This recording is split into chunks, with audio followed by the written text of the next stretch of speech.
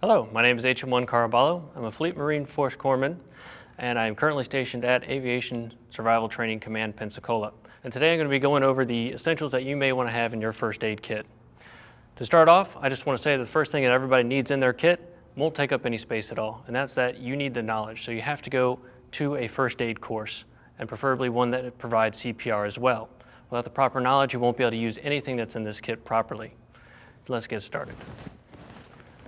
I'd like to begin my class with going over the typical kit that you might get at your local store. And then from there, I'll move on to what additions I also made in my kit. When you first open up this kit, you will notice that it has just about everything you need for those minor irritations and itches and things that you may pick up along the trail.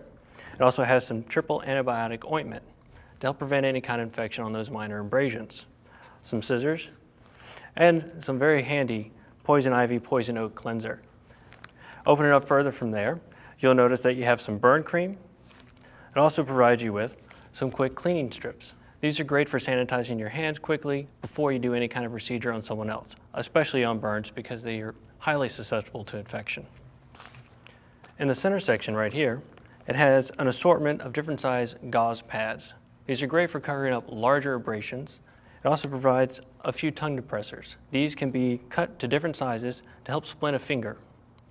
It also provides you with a small roll of tape.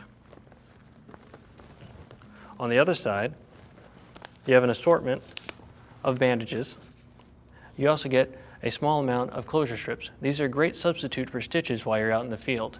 In the other center part, you have what we like to refer to as a space blanket. This is great for two things.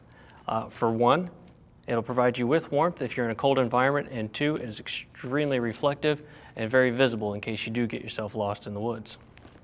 You'll also receive a nice cold compress. And to top it all off, they throw in a nice pair of gloves for you. To help improve this kit, I added a few items of my own because most of this can fit into the front pouch of my kit over here. The first thing that I changed out was the scissors. They seemed a little small to me, so if I actually needed to cut through somebody's pants to access any kind of wound, I would need something a little larger. So I went ahead and threw in a nice pair of trauma shears.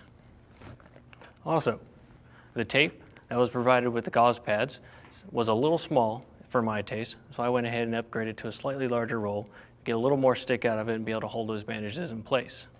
Now, if you were going to use those for compress bandages, you're going to need to put a little bit of pressure behind that as well. They didn't provide you with anything in the kit to do that.